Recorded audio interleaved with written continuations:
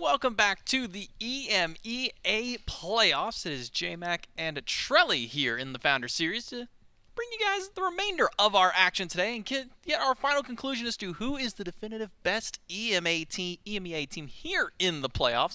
Because, Trelly, we still got one more match to go. It is our seeding match between our top two teams, Team Risk and Mockingbird. Going to be facing off to see who's going to get that number one seed. We can take a look at our bracket really quickly so that way you can see the journey of what's going on over the course of the last 2 weekends of play. Everything started off back last Saturday over in the round of 16, and everything has continued to develop up until this point where now we have our definitive top three teams of EMEA. We just watched Smoke break at the 2-0 over Giovanni Giorgio to clinch the third seed for themselves, but now we got to determine who really is the best of the best in this region. As mentioned, Team Risk and Mockingbird going to square off for one final matchup in this playoffs, and then that will conclude all of the EMEA side of things here for the Founders Series in the kind of regional style of play, because then tomorrow we jump in and we get to talk about North America, see who's the best teams there, and then from that point on, we get to have the region versus region matchup, kind of the old school rivalries that we used to talk about, that people, jump on Reddit all the time. It's like, man, I miss the old, EA, EU versus NA style of conversation. What happens when the international teams kind of get a pop, and we'll get to see that in just a couple of weeks, but we still got to see who's going to be the number one seed coming out of here today. And you got to remember, Mockingbird 2-0'd their way all the way to the finals as well. It wasn't as if Team Risk was the only ones who had a nice breeze onto finals, so should be an interesting matchup for sure. Again, I'd be doing a disservice if I didn't tell you that Team Risk has been the number one seed since the inception of the Founders Series over in EMEA, but Mockingbird has had a surgence of improvement for sure, and the fact that they made it here alone unscathed is a testament to that, right? They are absolutely a threat and should be an interesting one. We have seen a sort of meta develop as this tournament has went through, and we'll see if it continues here into P's and B's. Well, it has been a lot of back and forth, so let's jump into the picks and bans for game number one here between Team Risk and Mockingbird. So you can put their best foot forward and start this set off right in game number one. Now, bans have, for the most part, been pretty consistent. Kernos, Zeus, those have kind of been the top two that have been gone towards, but we've seen things like Morgan, Jingwei, a little bit of Sobek has kind of popped his way in there. This might be the first time we've seen a Yamoja ban, but when you look at who you're playing against on the side of Team Risk, it kind of makes sense to take Yamoja away from Genetics. Yeah, I'm not mad at this at all. I think that the Yamoja pick has just been lethal in just about everyone's hands, especially when you're second pick here. I definitely don't mind it. Team Risk, they strike me more as a team that wants the first pick, something like Sobek over something like Yamoja anyways. Like, Genetics is happy to get it, but he also just lets go his picks at times. He's just like, I'll wait and see. We'll continue to go. But Sobek doesn't have a great matchup into Jingwei, so why not just pick the Jingwei first and see if Mockingbird wants to take the bait and grab the Beck anyways, and if not, they can just go ahead and grab it. Not only that, we know Lazarus has been going to Odin jungle a lot, so that is something they could be looking towards as well after we see what Mockingbird decides to go. We've seen a couple of Izanamis so far today. We saw one Capri. Only one that we're missing of the new pack is the Nemesis. Not sure if we'll see that one, though. Hasn't really kind of popped up there as some of the other, junglers, maybe even potential other flex roles. I haven't really seen much Nemesis outside of jungle. She's stinky so far, but well, if you're saying she's stinky, look, I'm gonna trust that you're saying she ain't so great, and so far hasn't been picked yet. So I might be inclined to agree with you, Trelly. Hey man, I am just analyzing what I've seen. Nemesis has gone untouched, and in my ranked games, she's stinky. Well, one thing that hasn't stunk has been the Croc, and that's gonna be picked up here. Sobek and Ymir for Team Risk. But on the other side, Zeus, Amaterasu, and Thanatos. Pretty powerful and devastating top three here for the side of Mockingbird. Definitely so. Now you've got Iza. I'm thinking about the dive potential here. Again, Zeus, the conversation is always how can you close gap? How can you get in without dying to things like Ymir, to things like Sobek? It's difficult to do. Ymir wall is going to be an absolute problem. And if we've learned anything this tournament, it's that teams do not value Phantom Shell anymore. That relic is gone. Odin might make you value it just a little bit more, but still, it has not been on the forefront of their minds. More often than not, you're just getting Blink, right? And you're saying, I'll Blink out of the cage. Sure, it's a much larger cooldown, but it also gets you away from a Thanatos Execute, an Amma Stun, things like that. It can be multifaceted. It's just a 240-second cooldown, which is a bit ridiculous. If you were worried about your Zeus dying, there's a way to deal with it. 2 of the new gods on Mockingbird, but Still no Nem. No Nem. Apparently she's a little too stinky for the compositions Unlucky. right now.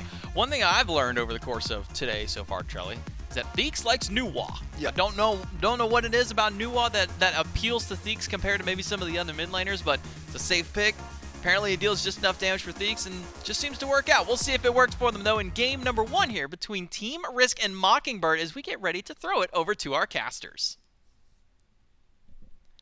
Or maybe not. Well, and a long look there at Trelly, and let's be honest, Inbound, who doesn't want to look at Trelly for a little longer? Yeah, it was beautiful. Yeah, love that jacket, by the way, Trelly. Well done. So here we go. Inbound, Team Risk versus Mockingbird. This is Team Risk's bracket. They haven't made a game look close against anybody. As Mockingbird, who was the 3 seed coming into this bracket, could they make Team Risk look a little vulnerable here? Because that was kind of leading up to it, right? J-Mac was starting to talk about EU versus NA again, and starting to talk about those region versus region matchups.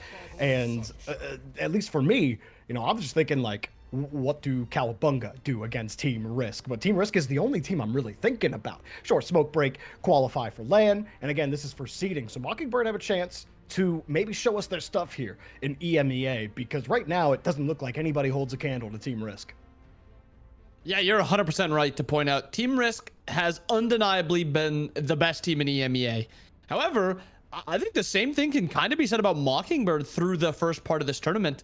They have won every game 2-0, and they really haven't had too many close games. And they've played just really good, just Smite, like it's been really good.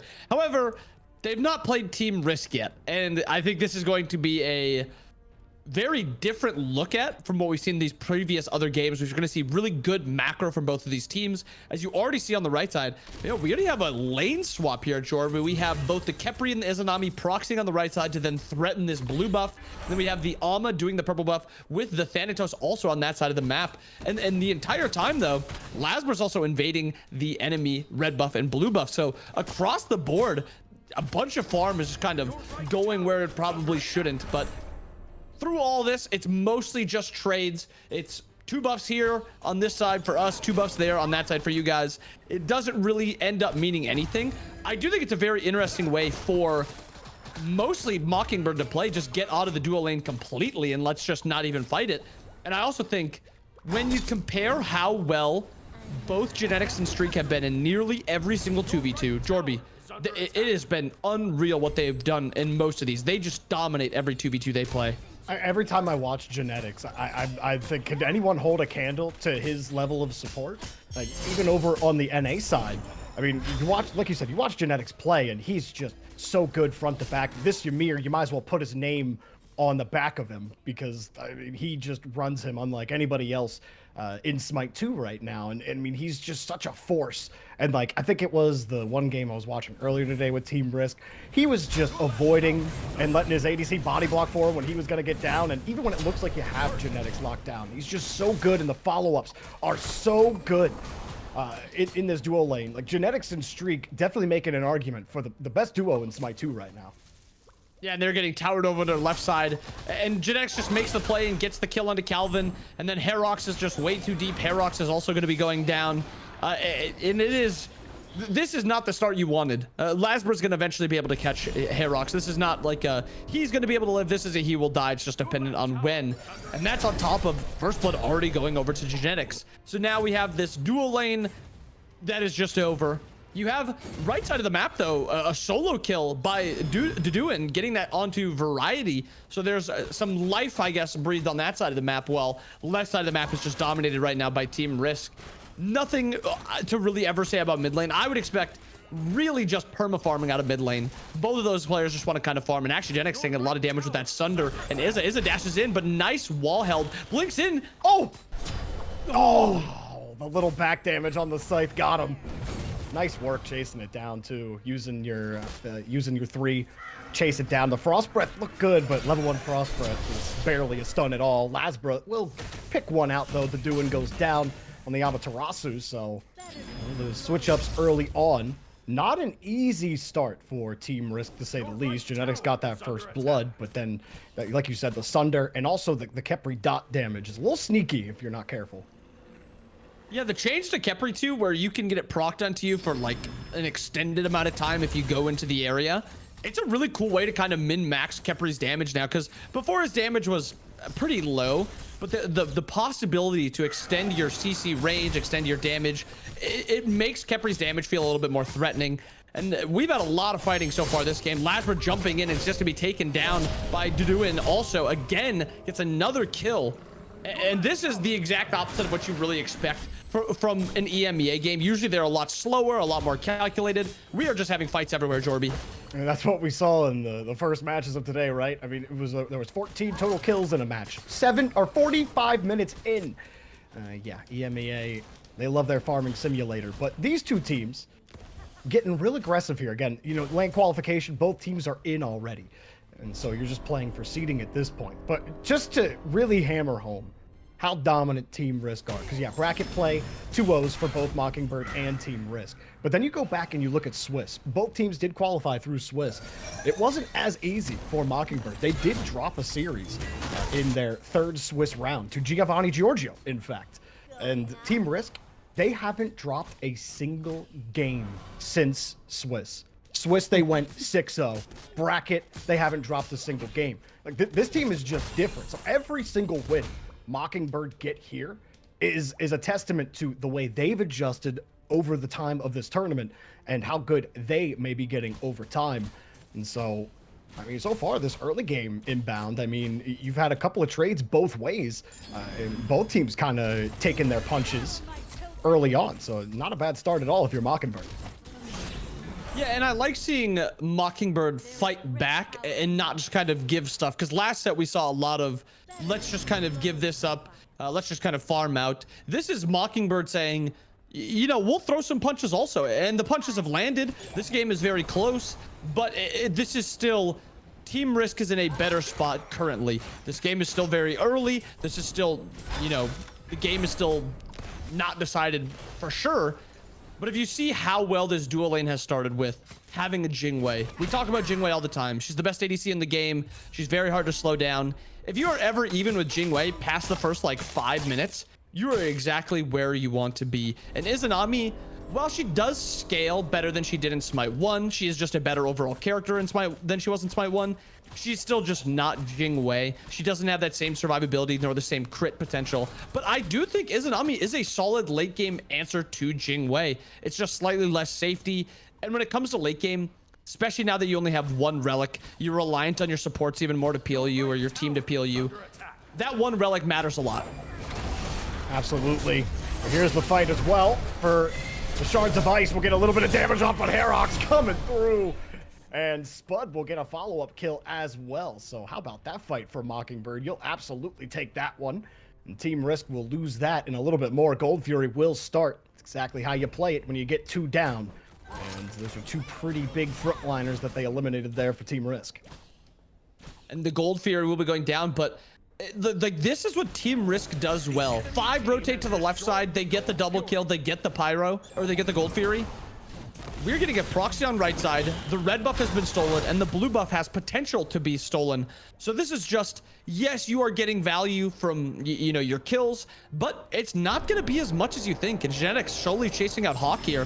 He's got wall very soon. This could be a counter kill on the Hawk. He still does have blink though, so not too worried, but just forcing out that blink slows down Hawk's farm, allows Theeks to continue farming.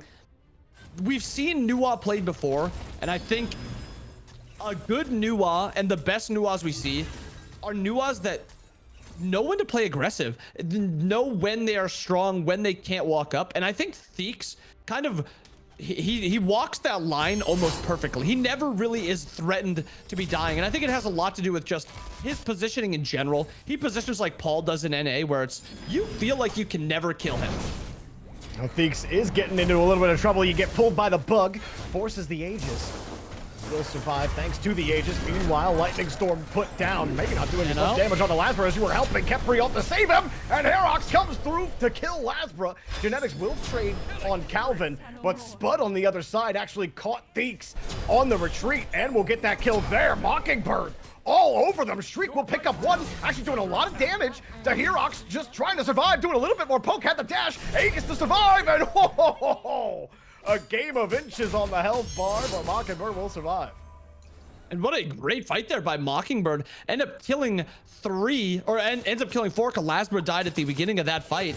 That is a really strong fight by Mockingbird. That is them playing around their cooldowns, playing for that poke really well. And we see, I literally compliment Theeks for his pathing and how he positions really well. And then he puts himself into position, and Genetics kind of has to almost put himself out of position to make sure that Theeks lives, but they end up taking the fight even after Theeks gets poked down and he has really low mana. That just seemed like a weird play by Team Risk there. I think Theeks could have lived anyway, and they could have just, you know, walked away, but they decided to take the fight. This could be just a... We are not worried too much about our early game. If we can just get a big win, we'll just play for that late game perfectly. And Naga, was that stolen? Yeah, Dude got it. Massive. Wow. Came in, silence 2 on the dash in, and then just sword dead. Well, now you gotta leave. Trying to escape if you can. Variety having some trouble. Aerox will come through and make sure that the gator goes down. Mockingbird. Oh, bringing the action here to Team Risk. It was a little back and forth. Maybe Team Risk had that early advantage in the first 5 minutes, but I mean, these back 5 from Mockingbird, they win 2 crucial fights. They get a Gold Fury. They're getting a lot done here early on inbound. It's a good look for them where, I mean, nobody was really able to do this to Team Risk at all. Yeah, and a lot of this comes from Spud and Herox, and dashing in, Ymir then caught out. Genetics gets taken down. Yes, they confirmed the purple buff for Streak, but just a few minutes ago, I was talking about Streak being, you know, even with Spud, and that's good. Spud is now 4-0-2, getting kills, getting assists. That one massive team fight kind of has allowed him to get a nice little lead right now. And in Izanami with Fatalis, it's the same thing with like CERN, where you get one auto and you just get ran down and there's like nothing you can do. I guess most hunters that have dashes, you can hit that one auto, they jump on you, and then they just kind of run you down. Izanami does that very, very well, and she has to hit less autos because she has twice the opportunity to get the auto off. It's a very easy way to snowball with her, but it still is an Izanami. It is still a killer character where one stun, she's dead. One knock up from Streak and she's just dead. That dash is not super consistent. Yes, she has the blink, but it's not too hard to run down the Izanami. So it's going to be on Spud. 2-level lead though, which is insane. They need to play around Spud. Spud needs to be the character that they fight around. I mean, he could really press the issue here against the Jingwei, right? With Dark Portal, you get the silence off for long enough, Jingwei can't do anything. So you're up this early, you could really make this ugly for Streak if you can push the issue. You still need that support, right, though? You talk about it. You only have Fade Away to get away if you're the Izanami, and they will duel it out. You got the Sickle Scythe, forcing the ult out of Streak. See some help with Calvin. We'll get the root, and here he comes. But an Aegis will stop the hovering death, but you just can't stop the damage output there between Herox and Spud, who will get credit for the kill. And meanwhile, Theeks actually harassing with Lasbra, hopping in on this Zeus. Getting that Lightning Storm was forced out, thought they could get the kill, but forces the blink as well. Gold Fury fight, Genetics trying to steal it away, and it goes to Team Risk. They do get it. Kepriel to try to save the Zeus. Hawk just dives forward. Lasbra takes down Spud. With a little bit of damage, an ugly fight on both ends. Lasbra trying to get away from it now, getting zoned out by the Amaterasu, and Herox will pick up the kill. Variety takes down Calvin. And this ends up being a 2-for-3 here for Team Risk after stealing the Gold Fury. That's a dub. This is a bloody game. There are objectives being pulled, and 2, 3, 4 people are dying in every single team fight. And then through it all, Mockingbird has got a nice little lead so far. But a lot of this, it's not like the greatest value because they lost the Gold Fury there. Yes, they won the fight, but Spud dies. That's a big mark. Spud isn't farming. They lost the Gold Fury. And through that entire timing, that is 5 people there not farming. So that is just very slow lead capitalization by Mockingbird because of the stuff that they are losing. And while it's a feels good that you're winning these team fights, something that Team Risk does really well is, yeah, they might lose a few team fights in the early game, but then like 1 or 2 fights later into the game, it just feels like they're on a different level and on the same page even better, and the fights just look that much harder. Fight over towards where the Fire Giant would be. Lasbra getting that bird bomb damage off. You'll force the Doin to go back. You did a lot of damage to him, and meanwhile, Calvin getting caught out on the bug, bro. Nobody wants to fight because everybody's health bars drop. Team Risk actually forced them all back. Genetics. That's the quickest wall pop I've ever seen. A very small note, but it was up and down immediately. Looked like almost looked like a damaging ability there. Those Ymir mechanics. He's been working on that character for a while now. His APM is wild.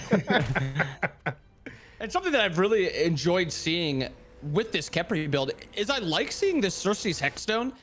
Khepri is a character where when he gets caught out, it feels very easy to kill him. He's got the dash. It's very short. Yes, it's quick, but it's very easy to interrupt. With Xerxes, he now has 2 dashes. One is immune to CC, and it also knocks up somebody in front of you. So it gives you that like other way to get out. Combining that with Purification, Khepri is not an easy character to kill with these 2 actives. And I like that that's kind of been like the Khepri build. These actives add to just new ways to play characters and new combinations. I think it's just so cool. And so, you know, a little bit of talk on the desk about how Shell has just fallen out of favor completely. This happened in a week, Inbound. Like, tons of people were buying Shell last week. And even into the Odin, you don't see any Shell. The Doin, whoa, my God, streak. His bits are streaking through the air as he died mid-leap. Sorry for you. I guess I'll ask you the question after this fight is over, because there's been a lot of action. Mockingbird very confident moving forward as streak is down. It's a lot of damage off the board. Genetics, what are you going to do about it? Nothing. Herox will get another kill. Herox on the Thanatos has been disgusting this game. Has been rotating early and often, kind of similar to what we saw Adapting do on the God a little earlier. Hope to straight up hovering death, get the death scythe, completely broke through the shield, and the cage is the only thing that's going to save Lazarus. And the Pharaoh's Curse actually slows down the Thanatos' attack speed so much that he's not able to actually auto through it, so Lazarus ends up getting out. But some really good aggressive plays here by Mockingbird, and credit to Herox for sure. He's getting the kills and all that. And actually, beads forced there. Not enough damage to kill this Sobek right now, so that's a good play by Variety to force out that talisman. A little bit of safety gone on the side of Mockingbird. But I think a lot of this comes down to Deduin's rotations. Got the Pyromancer as well. Yeah, Deduin came in. He stole away the first, or the Naga, excuse me, not the Pyromancer. But still, like the little things. Variety still executed Deduin. I don't think it was an actual execute. I think Variety just popped them. Good night. And yeah, but I mean, to your point, Deduin's rotations, outside of that play right there, might have cursed him a little bit, but he's been really critical in helping Mockingbird on a couple of these team fights, or really getting them going. And I think a lot of Nua value, especially in a game like this, comes from just, if somebody is, you know, 50% health, if I can do another 25%, my Sobek can just execute them. And that's what we saw right there. The Deduin was 50%, gets hit by the new ult, and then gets executed, just takes enough damage to die. And that entire time, Team Risk now walks to this Gold Fury, and it's just free. There's just nobody here unless we see another Thanasteel. Whoa, good ball. Hey, look, somebody knows how to block it. Get out of it. Another Gold Fury. Now these start questioning a little bit. Mockingbird, sure, you've gotten aggressive. Sure, you've gotten more kills than our last 3 games combined. But now what are you gonna do off of it now? Team Risk, they're just too good of a team. They're able to adapt mid-game. They're able to work with what they have, even if they go down a little early. And now they've got the objective advantage on Mockingbird. And this is kind of how Team Risk is fine with playing. They don't really care about this first 15-20 minutes.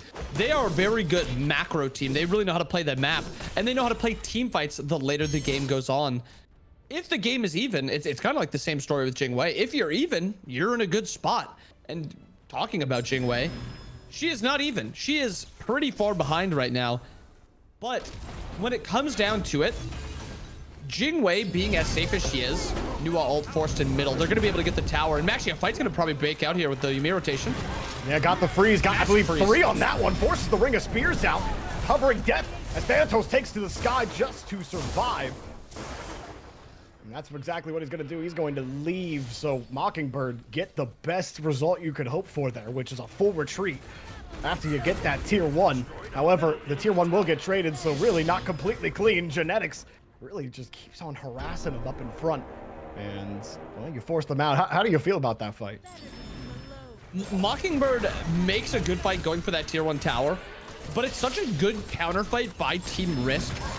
Massive freeze by Genetics, gets a lot of damage off, forces out the purification. And I think one of the few underrated things Naga actually taken, and maybe another chase out here. Maybe we need to pause on that. Hawk on the side.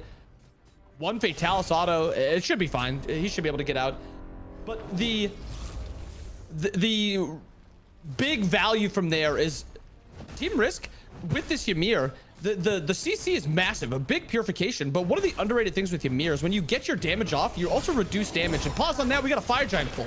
Yeah, Variety trying to pull them off of it, but that Fire Giant health is slowly dropping. Now we can't find a way in. The rest of Team Risk actually force them off. Mockingbird aren't going to risk it, and will be waiting here for the fight, where we've seen a lot of teams today. They'll just keep on hitting the Fire Giant, even in this kind of push and pull.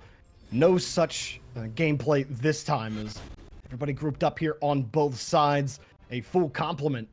But you have Variety, who went to go farm up a little bit as his health had dropped, but now he's healed up a little bit thanks to that sickening strike. And everyone moving back over. Maybe they catch Deduin out a little bit. Coming across, Genetics is ready for it, but Deduin wasn't completely caught out of position. This will be tough to actually get around. Oh, actually forced as they turn around onto it, so no Deduin ult. And with that down, they still might be able to force this fight. Mockingbird say they want to do it. As they come forward, Variety dashing away. Will they actually force this fight? Genetics will use the Frost Breath. Get a little bit more down. Misses the wall, though, and really, abilities only really zone Mockingbird out, but they are getting zoned back. Look how far back they've pushed off, waiting for someone. Do they overextend? Calvin. They might not care. Laszlo gets in. Ooh, he rings two. Calvin trying to get out quickly, and he does barely in time with the lightning storm as well to help cover the retreat. And they even get a kill on top of it, barely avoiding the hovering death streak. Gets out with his life, but Herox will still kill Variety. And Team Risk get picked off one by one. Still in some trouble. Streak will eventually get eliminated. And another big team fight here for Mockingbird. And just an overchase again by Team Risk. They get the tower, but they just go too far. The Odin ult is enough to you know, kind of look for the kill, but Calvin doesn't go down, Deduin doesn't go down, and then they just get caught up. And there is a lot of really good, if you chase us, we're going to return a ton of damage from Mockingbird. You have to chase down into the Zeus. You have to chase down into the Izanami, who has Fatalis. So they're very hard to chase down. If Team Risk is going to win fights decisively, and through this, they're doing the Fire Giant. 3 were dead. It's a free Fire Giant for Mockingbird. When it comes to those fights, my worry with Team Risk is they're reliant on Genetics hitting really good walls. We actually saw him miss a couple, which was very weird to watch. He missed the one on Deduin when they were looking for that pick, and then he missed the follow-up one onto Calvin. If he hits either of those, Jorby, they're killing either of those two characters. But if he misses, that's just like most of Ymir's value, especially at this point. And then the chase out is just a little sloppy. And at this point now, the gold lead, not massive, but we have a Fire Giant on Mockingbird's side. We've got another Gold Fury, and now we have weakened towers. Now, what is Mockingbird going to be doing with this Fire Giant, with this Ancient Fury? You have to get these towers off the map. You have enough time to even look for a Phoenix Siege, but you want to also spend your gold. So in a perfect world, if you're Mockingbird, you want to hurry up, push the tier 1s, kill them as much, or sorry, the tier 2s as fast as you can, reset, and then come back out and look for a secondary siege. You have the time to do it, but you have to be decisive. And Team Risk on the opposite side, they want to slow down this siege as much as possible. There's really no threat to their Phoenix unless they either A, die, or B, give up everything way too quickly. Herox is forced to use an early hovering death. He was hoping to catch a Team Risk out on a flank there, and he ended up getting outflanked. But that tier 2 will go down. It will have to be a fight under the Phoenix. Genetics will stop Calvin, and that's all you're going to get out of it, though. Meanwhile, Streak will do everything he can to build any kind of pressure onto that Mockingbird half of the map. This has been almost all chaos so far, but you got to say something for Team Risk. while these fights haven't been exactly going their way, while they've been getting boxed out of some of these fights, and Mockingbird have done a great job to capitalize on it, Team Risk, it's almost like scorched earth. Like, they lose one thing, they're able to get another thing. And even if they don't even up the gold or the XP that they lost, they're still playing those objectives, right? That objective steal on the Gold Fury is so big at this part of the game, like you pointed out, because it keeps this gold lead manageable. You only got a 3K lead on on Team Risk right now, and they still have ways to get into this fight. They still have time to adjust thanks to the way that they've been playing this map. They get another Naga, but the Pyromancer does go to Mockingbird. They'll get those runic bombs, and the team fights, well, they've gone Mockingbird's way so far. What can Deeks and company do here for the next push? And this is kind of what Team Risk wanted to do. They've slowed down Mockingbird's siege exponentially. They've gotten one tier 1 tower or tier 2 tower, and they traded it with the tier 2 tower on right side. So even if they lose this tier 2 tower in mid, and it's not even going that quickly, Jorby, this is still only a tier 2 for 2 tier 2s. That is not a bad trade for Team Risk. They're not even threatening a Phoenix. They don't have the time to threaten a Phoenix anymore. So that is just a really good way to absorb a Fire Giant. A lot of the times you get Fire Giant, you're going to want to kind of blow up your lead, get a massive snowball going. Team Risk did exactly what they needed to do, which was give them Fire Giant or allow them to get Fire Giant, but don't give them much. And I mean, one tier 2 tower in difference is perfectly fine with them. Yeah, absolutely take it. You know, just managing what you can, picking your moment to give yourself any kind of advantage or leap back into the game. And you know, that's truly what separates the good from the great in any MOBA, is that, you know, good teams will be able to get a lead on you. Good teams should be able to hold a lead on you, but a great team will be able to adapt and find little wins where you didn't think there would be any, and those can turn the tide quickly when you talk about those crucial team fights where you're not fighting from so far behind where you could get a 3K and then you still can't do anything, right? Team Risk are not in that position. If they get a 3K, it would be devastating to Mockingbird's hold on the map right now. Just kind of balancing how this match has been going in this game 1, kind of sitting on an edge right now without Team Risk keep on sitting right underneath the rung under them on the ladder. And everyone a little spread out as Mockingbird a little closer together, but it can be a quick close down here from Team Risk near where that Fire Giant is. And to doing pushing up this other side as well. And as we see this go later into the game, we see a Fire Giant fight going to be happening very soon. You look at how strong the late game of Team Risk is with, you talk about late game solo laners, both Alma and Sobek are very good, but where my eye is, Thanatos versus Odin late game, and then just like Nuwa versus Zeus. Nuwa Odin Sobek is such an easy to execute dive and an easy to execute setup and a very easy to play comp. And then Jingwei on the backside with the EMEA, very good setup there, very easy to play. You compare that to Mockingbird's, how are they really going to start fights? It's Khepri, you know, trying to hit a root or trying to pull someone, or maybe, I mean, if Herox is ever starting a fight, he should die instantaneously, so that can never really be an option. The other option is Deduin has to, you know, dash in and fully commit to a fight, so it's going to be really hard for Mockingbird to actually take fights late into the game. Like, they're up in gold right now, Jorby, but I think this game is even if you just consider how easy it is to play Team Risk's comp at this point versus how easy it is to play Mockingbird. And that's something that I don't think is really talked about much. Well, you might have a lead, but when it comes to a 5v5, you might not win it. That's what I like what Deduin's doing right now. Deduin's doing. He's putting the pressure on the duo side of the map. He's making sure that somebody either has to come to me, especially with this Phoenix down, or the Ancient Fury. He's an actual threat to killing that, forcing Streak to come to him. Well, the Fire Giant fight will start. Mockingbird started up, and everyone starts filing in on Team Risk. They will try to find Calvin. Lightning Storm to help him get a little more damage off as well. Variety will actually dash out of the fight. Genetics getting forced out as well. So you talk about how you're going to start the fight. It comes on the back of Team Risk. They have a lot to start the fight. Now on the back end, Deduin has the ult, gets a stun, helps out with a little bit of pressure. And the Nuwa ult will not do as much as they're hoping for. And you still have Herox sitting over here on the backside, but with Genetics right there, a scary fight for sure. They'll take the Pyromancer. Variety gets zoned out. They keep zoning them out here inbound, and like, you talk about how to start that fight. The Doin keeps on doing it. He keeps on getting in there, zoning them out.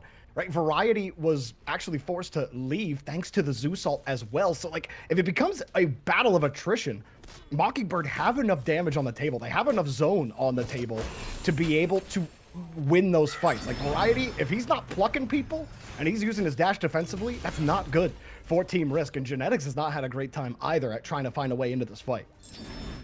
Yeah, and I want to see Mockingbird continuously doing that. I want to see Doin go back to dual lane and pressure there. The only issue is you can't do it right now. You need to get pressure around Fire Giant. Actually, they're walking up. Pluck onto Calvin.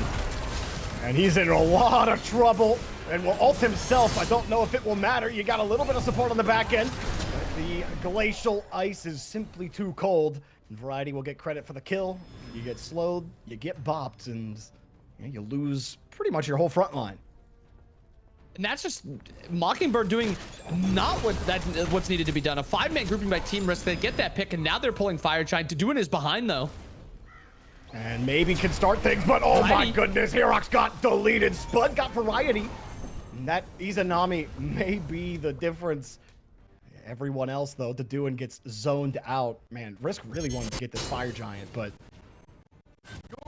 losing Variety, it doesn't really matter too much because Mockingbird did lose hi-rez and Calvin. It's just tough to actually start that fight. So everybody's going to reset. No Fire Giant just yet, with too many weapons on the table for both teams and just not enough throughput on the damage. Genetics and Theeks are actually looking for a fight, though. Genetics up here close. You also got Labra in the area. Genetics goes right through the lightning storm. Can still see pretty clearly, but he's starting to get shocked a little bit. Forced to leave. Too much damage output for sure. Theeks forced back. And Doin just taking the Phoenix down. Uh-oh. You forgot about the Amaterasu, and Doin continues to deliver on the value. And that is such a huge play for Mockingbird. Fine, you guys want to go chase fights? You want to sit here in the right jungle forever? We're just going to push a Phoenix. And honestly, Doin has played a near flawless game. I talked about how hard the 5v5 is for this comp. Doin said, so let's not make it a 5v5. I'm going to push left, make somebody come here. That could have been a really good fight in right the first time. It was very close to getting that kill into Variety. As you said, he's plucking out. He's playing super defensive. Same thing with Genetics. The only downside was Calvin walks up when there was really no threat on Fire Giant, as Doin and Spud were trying to farm a little bit. That is like the one misplay that we've really seen from Mockingbird. But Doin keeps pushing waves in, and then he's threatening it. Doin will not lose a 1v1 to anybody but Streak at this point. And if he's the one that's forcing Streak back, that is a massive win. Streak is the most important player on the side of Team Risk, the most important late game, like god in the game. So if you can trade your Amaterasu for their Jingwei, that's a massive win. Now you have this pressure coming down mid. The only slight issue I see is it's very easy to push out mid wave and defend Fire Giants, but it is still a nice opening where they can't forget about it. Team Risk have to keep this Fire Giant away from Mockingbird. Otherwise, the rest of their Phoenixes are going down. But also, you got to make sure you keep your eyes on the map and make sure you see Amaterasu's little circle up there. Know where Doin is at all times. Genetics actually zones Calvin out. And a lot committed on the Calvin, but Doin comes right in and forces the attention onto him. And Genetics drops the whole kit. The Ring of Spears doesn't really matter. Doin will get out of it for free, and Variety coming back, so a lot committed onto the tanks for Team Risk, and they don't really get anything out of it. But I mean, to their credit, Mockingbird's damage dealers couldn't really find a way in either, so you kind of get stood off. You get pushed back a little bit. This tier 2 will fall to Team Risk, and you start looking more and more at this Fire Giant. Team Risk starting to take more of that map control, starting to find a little bit more of an advantage, and maybe this is where that engagement issue that you talked about with Mockingbird, this is where it might start to come back to bite them. And so far, we've seen a lot of 5v5s as Pyromancers confirmed by Team Risk, giving them a little bit more Fire Giant damage or Phoenix/tower damage. I still want to see Doin push on the side lanes. These 5v5s don't look easy, and Fire Giant is getting pulled by Mockingbird. And Mockingbird are on it. Genetics walls off Calvin. I mean, you keep the Kepri out. They're not doing a lot of damage to the Fire Giant either. Calvin forced to ult himself. And Doin also gets forced out of the Fire Giant. And we'll see if Team Risk, will they overextend again? This is how they beat them last time. Lasbra's up here. Variety's up here. The whole team's up here. So Execute lurking in the waters. Hawk drowns. Variety gets a huge kill on the Zeus. Deeks is also pushing him. Genetics kills Spud. Uh-oh. Team Risk. They take the drink in. And that is a horrible fight if you're Mockingbird. And it's just a bad Fire Giant pull also. There was really no value to that pull. And they're going to be losing this Phoenix. And with an opportunity to now go back to Fire Giant or look for an end with just one more pick, it's very easy to look for this Khepri at this point. If you get a wall onto him, he should just die. Is no ultimate available. And they have a lot of damage here. Got the Khepri pull, but that's on the Genetics. We'll get a lot of that damage. And the Titan is not affected by that Ring of Spears. Walk straight out. Dinks takes down Calvin. No more bugs for you. Herox takes down Streak. No more Jigway for you. Genetics just sitting right inside of it. We'll take all that Titan damage. And Team Risk steal away the game from Mockingbird to take game 1. And that is a strange way for the game to end, especially with how well Mockingbird played the previous 25, 27 minutes. That is one big misplay or two big misplays in a row by Calvin to walk too far forward. He gets walled off, takes way too much damage from this late game Jingwei, and then there's just no fight to be had. Team Risk really juggled the damage on that dive very well. Odin tanks some of it. Sobek tanked some of it. I can't speak. And then they just play through it very well. And there was just nothing that they could really do because Calvin's forced out, so they have no peel for their Zeus Izanami. It was a very good fight to end the game for Team Risk, and that's like the threat. There's a reason this is the #1 team, and that's the reason right there. They will exploit the smallest mistakes. Well, Team Risk look to lock up the 1 seed heading into land. Can they take down Mockingbird again, or will Mockingbird find a way to close? Find out after the break.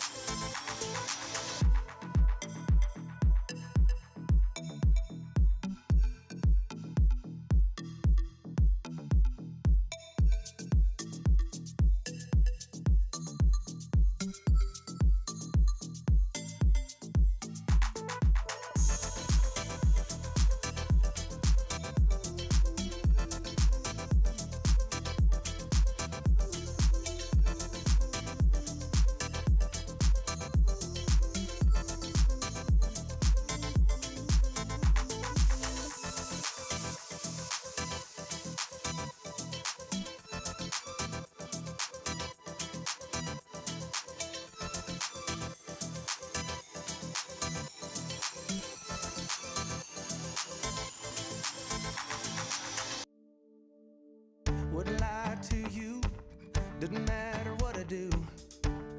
She's got a hold on me. She knows how to drive a truck, but she lets me pick her up when we're going dancing. My heart stops beating when my headlights shining on her. She's my country girl. I couldn't tell you what she's doing with me. She's so damn out of my league. She's a little bit crazy on the weekends, dancing in her red dress, and I love the way she looks in my eyes, and I'm feeling like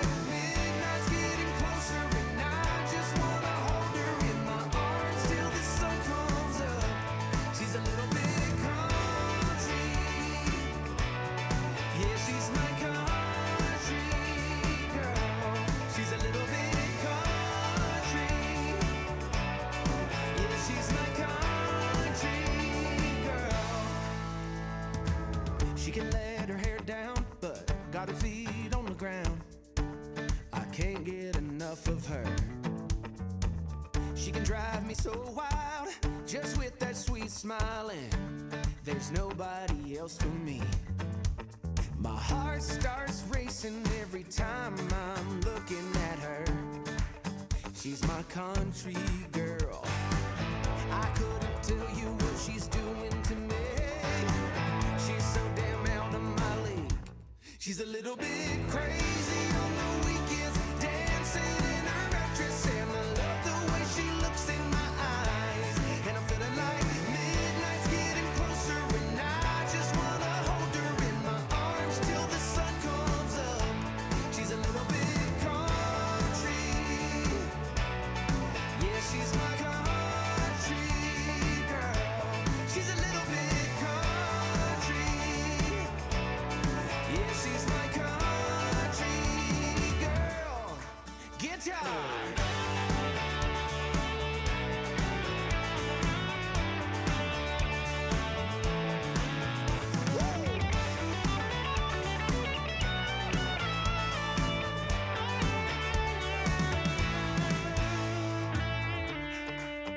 Yeah.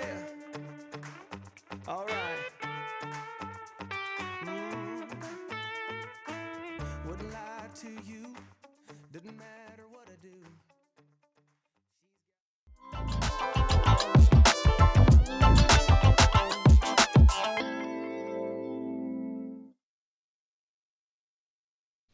Hello and welcome back to the EMEA playoffs. In our seeding match, game number 1 goes to Team Risk, and we got a lot to break down for game number 1. Before we do that, I gotta tell you a little bit about one of our other YouTube channels. I told you earlier, if you want to go to SMITE VOD, that's where you can catch all of the matches that you may have missed. If you want to reminisce on the past, maybe look at some old competitive matchups. But if you want to get some behind-the-scenes looks, maybe some player interviews, where we're hanging out here on Casual Friday, doing our SMITE Too Long Didn't Watch, our full breakdown of what happens in the weeks prior of competitive. Or if you want to, see some of our Gore's Goofy game shows that happen, or a crowd favorite this week in SMITE 2, go over to youtube.com/SmitePro to catch all of that action behind the scenes. And then when you're done watching all the behind the scenes, you can watch what actually happens on the battleground over on youtube.com/SmiteVOD. But make sure you go check out and subscribe to both of our YouTube channels. Again, youtube.com/SmitePro and SmiteVOD are the two channels to go that way. Sure is, J-Mac. I don't know why I just cut what a fantastic read you just did. I looked over and it looked like you wanted to say something. I'm like, Sure all right, I'll let didn't. Charlie say something. Nope. No, Not a darn thing. I just handed about you that Smite one. Pro. Let's Would love to tell you about Team Risk and Mockingbird. Tell though. me about Team Risk and Mockingbird, because that looked like that could have and should have been a Mockingbird game, but it felt like they just never did anything with the lead they were building up. Exactly. It seemed to me like Mockingbird they got a little bit ahead of themselves, or maybe in their own heads, because they played such a clean game for the majority of that game, right? It was a longer one. I think we went about, 35-ish minutes, something like that. And you could tell Mockingbird was in control, but there was always a way for Team Risk to sort of put a damper on their plans, make sure they couldn't get as much as they wanted to. And I guess that the defense was a bit too strong there from Team Risk would be the contention point. I mean, I was really enjoying what hi-rez was able to do on this Thanatos. This is a pick that I have always had question marks about. The duo lane was looking clean. I think Khepri was, the majority of the focus here from Team Risk. They're like, bro, if we're going to kill anyone, it's probably going to be the guy that revives people, so let's just target him first. And still, Calvin, I thought, played well. But at the end of the day, whether it was them getting in their own heads or not, they just couldn't close it out. And Team Risk, they are nothing if not playmakers, right? They will make it happen. If they have a chance to just go in for the Titan, that's what they'll do. And honestly, it didn't look too easy. They kind of just went in through fire minions, walked past them, said, we've got a runic bomb, 5v2, I believe. Let's just focus out the Titan. And it was thin margins, but they made it work. They knew exactly how much damage they could take and how much they could do to the Titan, whereas Mockingbird, it felt like they were just walking on eggshells. Yeah, there was a moment around Fire Giant. We'll maybe talk a little bit more about that as Picks and Bans are ready to go for game number 2. But it looked like around that last Fire Giant where Mockingbird kind of just wanted to make a play, but they weren't all grouped up and ready to go together. Team Risk, on the other hand, were. They were essentially deathballing their way through the jungle over towards Fire Giant, and they just find those couple of small little picks, and that's all that they needed to get that momentum to then push into mid lane and end the game. One of the relics, one of the actives that we saw add genetics that game, which is one that we haven't seen in some time because of the nerf, was that Amanita Charm, the mushroom. Popped in towards the end of the game there and actually kept them alive during that last little fight, and then gave them that extra little bit of help, that extra little bit of HP when trying to take down the Titan. But now as we jump here into game number 2, picks and bans, we see the Emoji and the Jingwei banned once more. Mockingbird go with a first pick Ymir. Meanwhile, Team Risk, they said, well, you know, Zeus and Kern are kind of, you know, like top in their role. Why don't we just pick them both here in our second pick spot? Yeah, definitely a solid grab there. We know that CERN has for sure been a highly contested pick, especially when the Jingwei is banned away. Considering Ymir just gets insta-locked, why not grab your carries? You don't really have to worry about a Sobek solo. It's not something that Zaduin is going to take when you already have the Ymir, you would think. You want to try and diversify your tank damage unless you're going something like double ADC, so I like the idea to just leave that one go. But Mockingbird are able to grab Ama and Anubis. Plenty of damage, plenty of lockdown, and just objective shred in general. Not a bad look here. That was a problem for Mockingbird in game number 1, was getting through those objectives. Well, a pick we haven't really seen today at all. Not going to be locked in game number 2 for Team Risk is this Hercules. Felt like on release, Hercules, one of the top gods out there, and then received quite a few nerfs afterwards. Some cooldowns, some scaling, some damage and healing, whatnot. Pretty much everything of Hercules toned back just a little bit after release. And it's felt like he hasn't had maybe the same level of impact he did on release, but we have still been seeing some big plays being made. I believe it was last weekend where we saw the big triple pickup from Drake on the side of Supelo Still Chaos. So still some playmaking potential on this god, maybe just not quite at what he was a few weeks back. You smell that? It's a little stinky in here. No, hey, maybe we'll get to see the value from this Nem pick. We were joking a little bit earlier about how we probably wouldn't see Nem this weekend. There's a lot of hard CC on the side of Team Risk, and that is Nem's biggest fear, right? You get to just cancel out that shield. Not only that, she doesn't have any CC immunity baked into the kit, so you're getting really owned by things like Herc, by the Zeus stun. You know, there's a lot of different outplay potential there. But if you're just trying to just ult someone, blow up a tank, that's Nem's MO. So we'll see if that's Mockingbird's plan here. Well, we'll see if this Nemesis can get anything done for Mockingbird, or Team Risk going to sweep this one away and take your number 1 spot. We'll find out in game number 2. Game number 2. Thank you, J-Mac and Trelly. What a great job they're doing running that desk. About to get underway with Team Risk. Do they take another 2-0 and play perfect the whole way to LAN? Or are we going to see something a little different, a little interesting here? Because Calvin is on Anubis, and Hawk is on Ymir. Also, Herox is on Anhur. If you guys don't know, none of these gods are who these guys usually play. Spud also on the Amaterasu. What's going on here, man? What's going on, Inbound? We got a full role swap for for Mockingbird, actually. We got a full grouping for both teams also. Are we going to see a fight break out this early into the game already? 30 seconds till minion spawn? Spud? Like, hey, this is the most interesting spot for a fight when you got caught. Oh, Spud. Not like this. Genetics on the Baron will pick up the first blood. That's 2 first bloods for Genetics. He's real good at picking those up. And even when there's 5 or 4 of his teammates around, he finds a way to it. So a very interesting start here, to say the least. That's not usually where you see a fight at the start of the game. Do they know Daduin's back here? Or is that... Okay, 4 people walked back there. I didn't know if they knew Daduin was back there, or if it was just they were walking to kind of set up the game. And actually now, Variety and Lasbro both see Daduin. Daduin has no blink. He's just dead. Oh, jeez. Goodbye. Oh, no. Oh, the slow? Double slow, maybe? The health potion? That shouldn't really matter here. Yeah, I don't think Lasper catches him. Yeah. He should have stun maybe somewhat soon. He has Sunder also. He's giving up the chase finally. Maybe chases him a little bit too long. Minions have now spawned. Well, Charlie said, you know, the Nemesis can insta-die. You got barely anything to survive. But how about a level 1 slow Trelly, to survive for you. But, you know, inbound, I was kind of talking about it beforehand, but Nemesis getting picked for the first time. Finally. And finally, everyone talking about she's not that great. And look, I think hi-rez just didn't want to repeat Nemesis release 1.0. If anybody was around when Nemesis was first released in Smite 1, nobody had a good time, unless you were playing Nemesis. Not so much the case this time in her entrance to Smite 2 was the fight early on in this duo lane. Again, everybody off roll here for Mockingbird. And that will make things a little interesting as, well, sitting Herox on her, certainly fun. Calvin on the Anubis in mid, usually the support. And Deduin getting caught this time. Theeks will get the kill. And a big lead already for Team Risk. That first blood gives him a lot. Spud, though, is he going to solo Variety? He doesn't have a few abilities for a few. Variety's got the sustain from the pot. Spud giving up the chase. Wouldn't that been something though? Spud off rolling solos Variety. One of the best solo laners we have in EMEA, and he just solos him already. That would be just a crazy start to this game. Surprised he didn't take a sword swing or two there. I thought he was in range.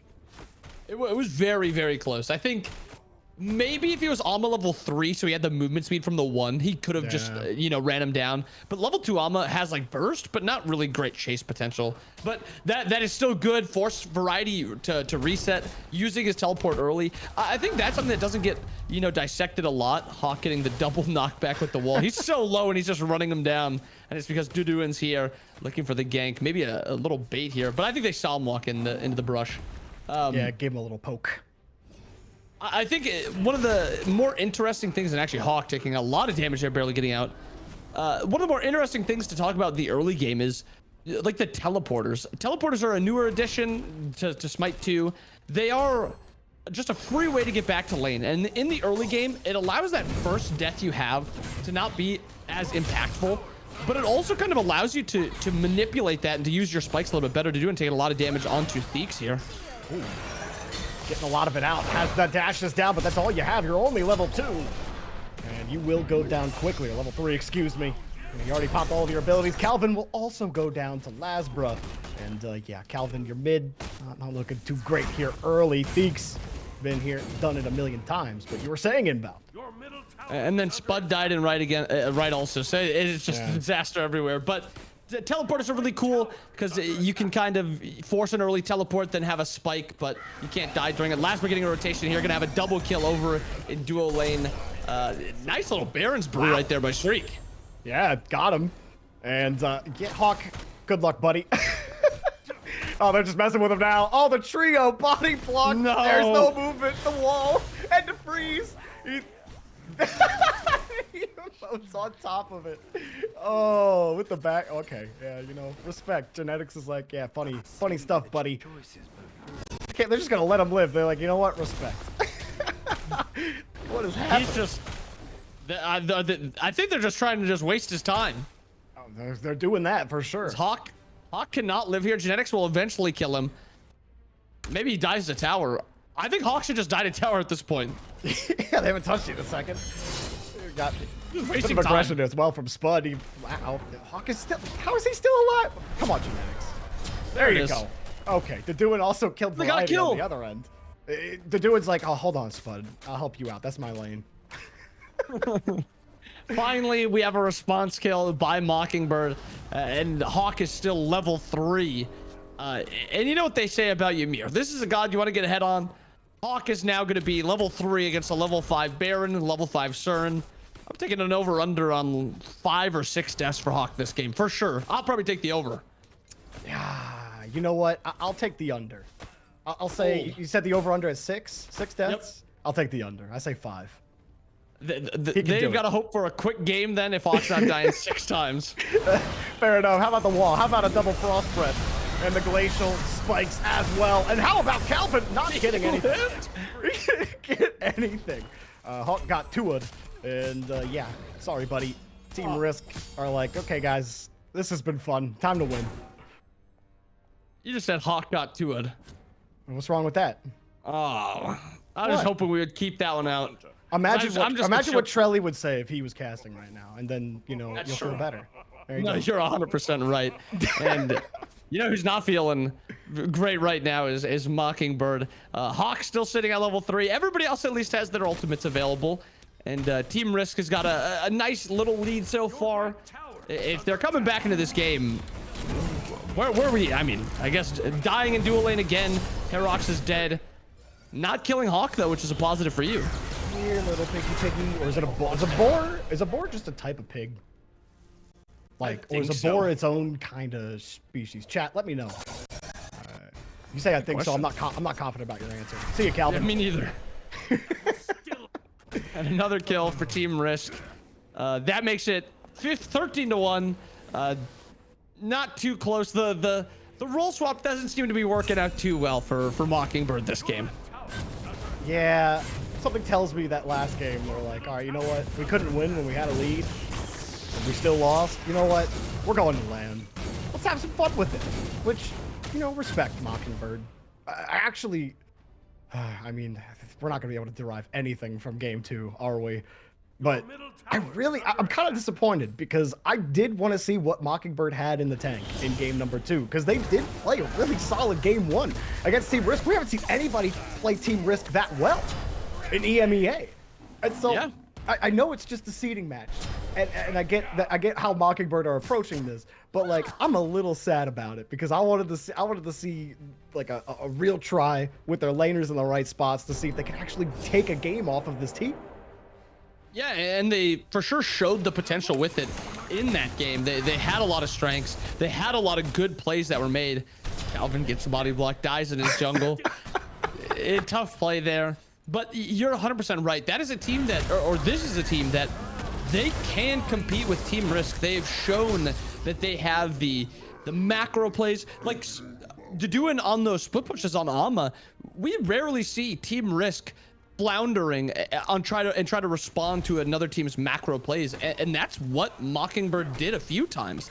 A misplay here or there late game changes the what happens in the game, but it is still we got that Phoenix, we didn't lose anything, we made a bunch of good plays, and I agree with you. I would have liked to see, you know, another try to see if they could take down Team Risk, because that's for sure the closest we've seen to it. Absolutely. See what Hawk and Calvin can do. They can only wrap and wall their way back to safety. They're still going to take a ton of damage because you just ran into Theeks. You know, it's all fun and games until Zeus is almost 4 levels ahead. The Duin's having fun over there in the solo. I think he misses the solo lane. He keeps going over there. He's like, you know what? Jungling's not my thing. Poor Variety, he's gotten the worst of it in a match where everyone else on Team Risk is having a great time. Yeah, Variety's just getting camped, sat on by the Duin, but Genetics is having a good time. Theeks is 7-0 on Zeus, just killing anybody who walks in front of him. You know they're having a great time. But you're 100% right. Variety is the one that's getting bullied out of this game. Maybe they're gonna be looking to bully. That's close. Not really close, I guess. Oh, Hawk. And Hawk. Hawk, you're not mid, but you're gonna go in anyway with the shards. I don't even think you did like any damage there. I barely saw Zeus's health bar move. I mean, with the lightning storm above you, it's certainly not going to look like you're ever going to be winning a fight against Zeus. Variety, though, with a full complement of health, has the Duin on the run, wants a little bit of revenge. Get out of here, buddy. Your right tower is under attack. Gets the kills. Team Risk, 18-3, 9 minutes inbound. Absolutely rip-roar here. How quick? Now you had the over/under. We had the over/under set at 6 for he's at 6 at 9 minutes. He's at 6. So he's right on the line. But I'm looking for the over/under time to end here at this point. Like, let's just say sub 20 is the line. Are you taking that? Under. I take the under. Take the under. Okay. That Team Risk wants to get out of this game as quick as possible to enjoy the rest of their Saturday. They're not trying to extend this game. They're going to try to dominate this, and they're going to kill Hawk one more time while they're at it. Hopefully. Maybe. Get the over on it. And, yeah. You know, chat, we're kind of hoping that those were the types of predictions they could make with their channel points instead of betting on the game. Well, guys, that's what happens when you do a little bit of that channel point gambling. You always take a risk. Variety going to push the Duin right back into the tower. And not to Duin this time. There. Yeah. You know how they say, you know, in sports commentary, they always say nothing doing. You know, like nothing to doing. How about life of the party? Yeah, just getting away from. Oh, really didn't take the genetics. Take any damage from the ult? I don't think he took a single point of damage from hi-rez. Okay. Oh, Deduin got another. Wait, maybe Deduin's we got doing something it. with Deduin in the jungle. Deduin jungle, 4-4-0. He's got the kin size online. He's kind of shredding. You love it. Wait, another? 4-4, maybe 5-4 after this. Have a little bit of help from Hawk. Oh, the Some heal. assists on this man. You want Hawk to have 2 assists instead of the 1? Look, if he ends 0-6-6, is that a bad game? If they win, no. If they lose, maybe. Calvin's got to get something going if we have any hope there. Let's be honest. 0-5-1 on the Goobus. It's going well, but hey, at least you have Soul Gem. Got the Soul Gem finished. You've got almost 3 items finished by Theeks, and you still have only 1 item finished by Calvin. The mid lane is not going too well. Actually, there's not a single lane that's going very well. I mean, I guess solo lane. Maybe Spud finds another solo on the variety, and that's where their comeback mechanic is. I mean, Maybe. the comeback mechanic, you kind of threw it away at the start of the game. Let's be honest here. Genetics is just beyond the tier 1. Ulting for free. hi-rez says, what are you going to do about that? Get pillared. And yeah, and then you know what Streak says? Get pigged. And Hawks! Oh no, he's just going to get he's taking no damage. Dude got fried. Calvin didn't do anything either. Lasbra, the Deduin comes in. He's the only hope here for Mockingbird. He's going to go right back in. All his teammates are good for is a little tag. How about the freeze from Hawk? Get him another assist. Ring of Spears doesn't matter. Deduin. Oh. That's the better. And now Calvin's dead. Oh, I mean, what else and is Hawk's dead. Oh, and Deduin's dead. Wait, good wall? Yeah, see you Deduin. Tough. Wait, Hawk's Yeah, still your sitting at sub that 20 6. picks looking good. Yeah. Your under maybe's looking okay with Hawk. He's scampering But away I said, right I now. said 5. I said 5. I won't Maybe try to it was a rewrite my bad line. history. Your middle tower is under attack. Yeah, you might have undersold it a little bit. Middle tower has I should have said like 6 by 10 minutes or something like that. That would have been a good line. What was that wall, Hawk? That could have been a kill. Variety and Streak will take down the mid-tier 2. 13 minutes in. This is starting to look like a Conquest normal queue a little bit. Oh yeah. This one will go down in a heap. And we are going to make no grand sweeping statements, but the desk will no doubt have all the implications for you at the end of this game about how this game in particular really meant a whole lot going into LAN for both of these teams, for sure. And now we can take from this game that, hey, maybe Deduin on the Nem solo is something that he starts practicing. He's looking comfortable on the character. Hawk's definitely not playing Ymir again. I think we can agree on that. Calvin Anubis is probably going to be in the bin. But there's a few others, maybe. Another life of the party. We'll grab a bit of a stun, and Hawk goes down. Eeks will get credit for that kill, and Genetics is just roaming around the map like he owns the place. But I guess when Mockingbird give you the key and let you walk through the front door, you do own the place. All right, who ends with more deaths? Calvin or Hawk? Okay. Ooh, man, they are in a race right now, aren't Both they? 07 right now. I think Calvin's really confused. I think someone told him that Anubis was like a tank, that you just walk forward, you wrap, and you win. And he's not experiencing the win part of that Or equation. the rap part. He might be a little confused. We gotta back in the kitchen with the Anubis on Calvin. That is something that we probably shouldn't see again. And if you'll take Calvin, I mean, I'll take Hawk. We've seen some Ymir walls that do more harm than good.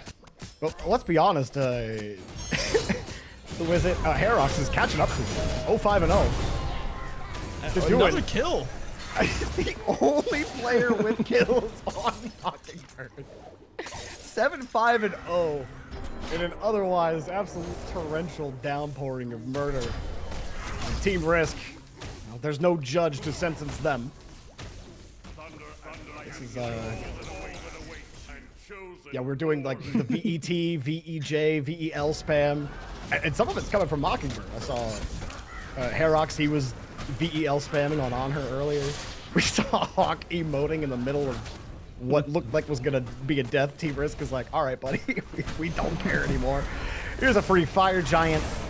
And remember, guys, if you haven't upgraded your Founders Edition yet, you absolutely should. For $30, you can have the God Pack, which gives you every single God that is available in Smite 2 and every God that will be available in Smite 2 forever. It's the best deal out of any MOBA that you will play. I highly recommend it because as gods are being added at an insane clip, that means less gods in the free rotation that you can actually play. So go ahead and upgrade that Founders Edition today, as Lazra will upgrade his kill column. Or no, actually you won't. Oh, wow. You'll get deleted by the doing. And both Calvin and Hawk lived. We haven't seen that all game. They made it out of a fight alive. Calvin really risking it, barely living, but it still lives nonetheless. And that's a middle tower for Mockingbird. They get the tier 1. The comeback has maybe started. A kill on the variety. No shot. Okay. hi-rez gets his first kill of the game. Okay. So it was the first 8 kills. Went to the doing. And then you had the other two pick it up, Amaterasu and the On Her on this side. They get a tier 2 out of it. I mean, look, with how goofy it's been, could they get like the goofy dub here where Team Risk just fell asleep? Because they're like, okay, easy dub, they're not taking it seriously. But the dude sat here, he's just been grinding it out, man. Level 14, sitting pretty good right, or level 16, I'm gonna say a 14. You know, it's he's sitting pretty good right now. Yeah, I mean, realistically, probably not. Realistically, this is gonna be a loss in about 5 minutes. But there is the chance that, you know, Team Risk maybe trolls a little bit too hard, doesn't take it too seriously, makes a couple misplays here or there. It still is, they are pushing their lead. It's still a 10,000 gold lead almost. There's very few bright spots on the side of Mockingbird. Very few. It is Deduin, and that's just about it. But I mean, Deduin's level 17. He's 8-6. He's not doing too bad. He's the same. He is at least even with his opponent, and so is Spud. There is something to say there. Not much to say, but something. Yeah, you know, Spud, that's like a normal solo lane stat line. 17 minutes in. Well, the 4 is maybe a little high, but, you know, either way. Also, Calvin and Hawk, they must have heard us because they have stopped dying since we talked about their race on the death. They're still sitting at 0-7 apiece. But to that mark, hi-rez is catching up to them. One more death to go. And all the tier 2s are down. Phoenixes will go in. The sub 20 pick, though, not looking great. Double freeze into the glaciers, into the wall. That's huge.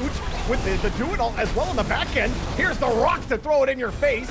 And the Frost Giant gets pushed back. Spud, he's gone. Variety got the kill. Odin will just sit there. Lazra gets another kill. And yeah, thanks for showing up, Mockingbird. It was fun while it lasted, but the bird's been grounded. And Lazra's like, I'm just sit here. You'll probably die for it. Or you...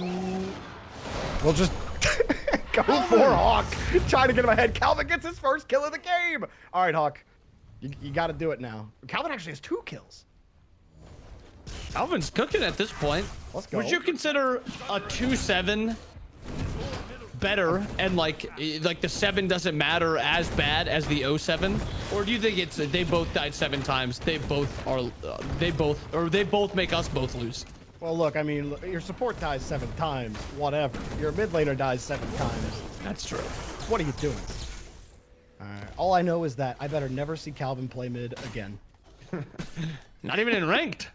And also, Hawk, God, if I ever see you on support, well, I hope you figure it out, buddy. Maybe ban the Ymir away from Hawk. He could probably play like Kepri. True. But Calvin, true. I mean, you getting Calvin like Zeus, you think he's doing better? Yeah, no. No, probably not.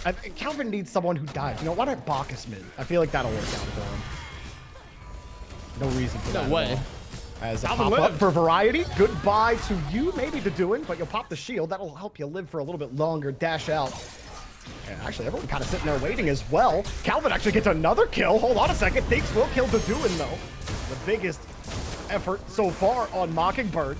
Lightning Storm, everyone's out of it. Across the other side, though, hi-rez was actually... How is he still alive? Well, they're just letting him live because Theeks is right there. And Calvin going to get out again. But Calvin, you know, if we're talking about it, 3 unanswered kills from Calvin. He was started 0-7. You could say he's turning the corner. Theeks is in some trouble here. He may go down, and Lasmer comes in, actually, and that's not good at all for Mockingbird. As he gets caught in the ring of spears, the All-Father shows up, and it's no more fun and games. Lasmer's bird bombing up, down, and like it's his job, and it very much is here, as he just completely pokes down Calvin. Finally hands him his first death and 3 kills. And Hawk, nice wall. Get out of there. Oh, he can't get out of there. They got him. Still even a piece at 8 deaths. Actually, we have 8 deaths across the board for Mockingbird, except Spud.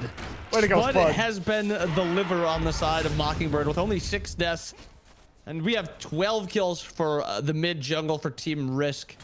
And with their Fire Giant dropping, maybe they go to Fire Giant here and then look to end the game off the next push. Because it's a little sloppy at this point by Team Risk. Something we're not accustomed to seeing very much. Maybe Mockingbird is making them play a little sloppy. No doubt J-Mac will hate that this game does get added to the stat sheet, but I'm curious about the J-Mac stat check, which is 38 kills. What's the record for kills in EMEA in this tournament? 38 feels like we're getting close to that if we're not already there. I mean, we had games end with sub 10 kills on either side. And obviously, this one is just a bit fun, but still, I'm curious, J-Mac. Let me know. I think 38 would probably lead an entire game, not just for one team with how EMEA plays. I would be very surprised if 38 is not leading by at least 10, at least in this tournament. Maybe there's like in the Swiss stage a really high kill game or something, but this would probably be one of the highest that we've seen on one team. But I'm also curious, J-Mac, let us both know, not just Jorby, let us both know. Yeah, Inbound will be listening as well.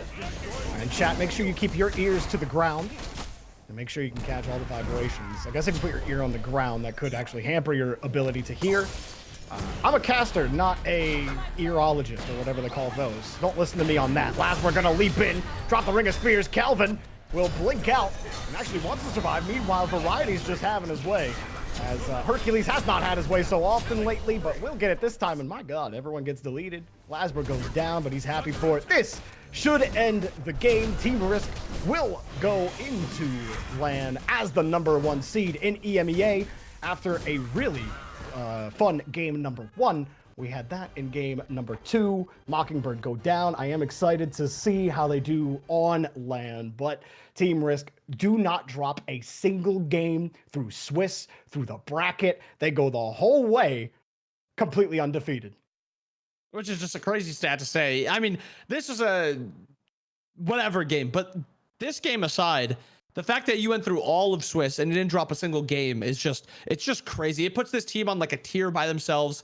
When you play against EMEA, there's going to be levels to it. Mockingbird is like that second level with Smoke Break.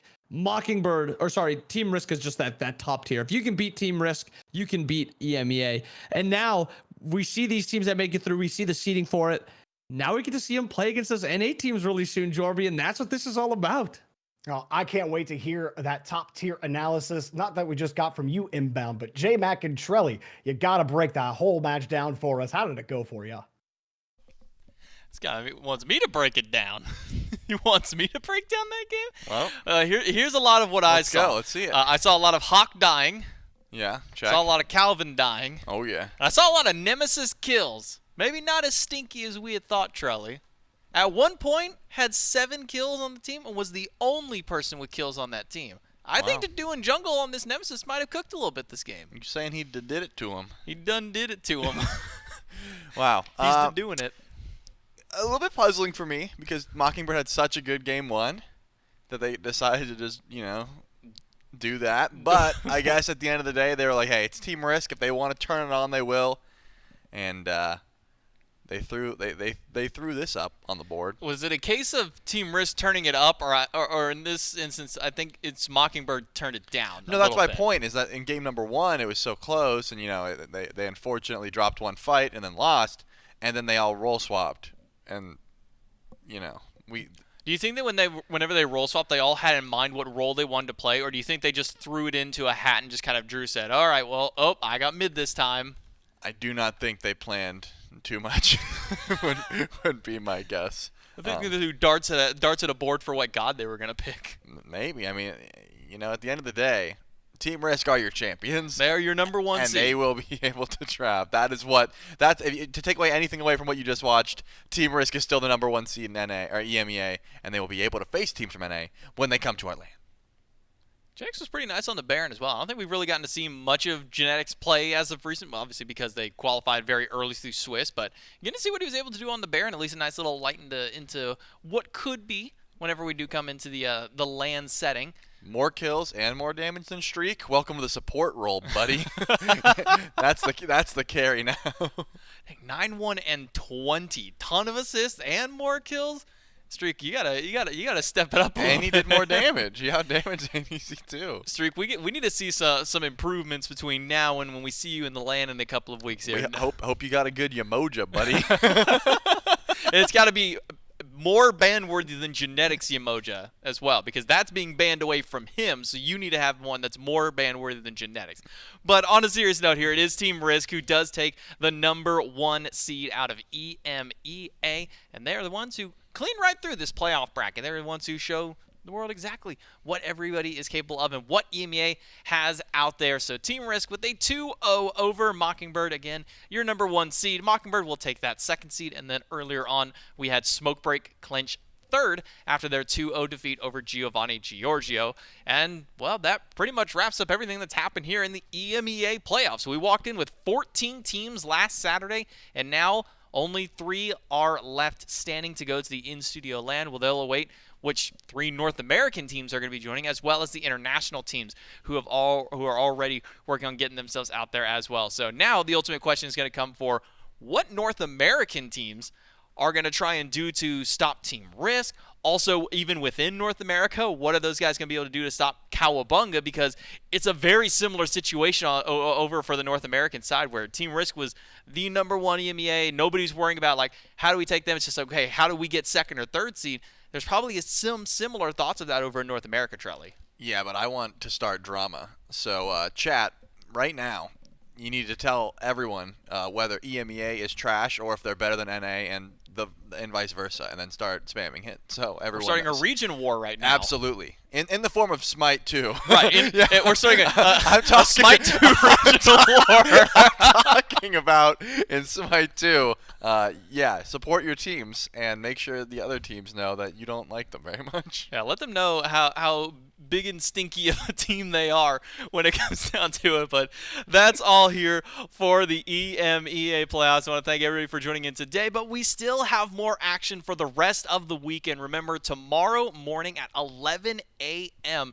is when we'll be kicking off the last day of the North American playoffs. It'll be very similar to what you saw today. We still got some semifinals going on between them, and we're still trying to figure out what those top 3 teams of NA are going to be. But thank you all so much for watching. On behalf of myself, Trelly, everyone in production at hi-rez Studios, thanks so much for watching. We'll see you at 11 a.m. tomorrow.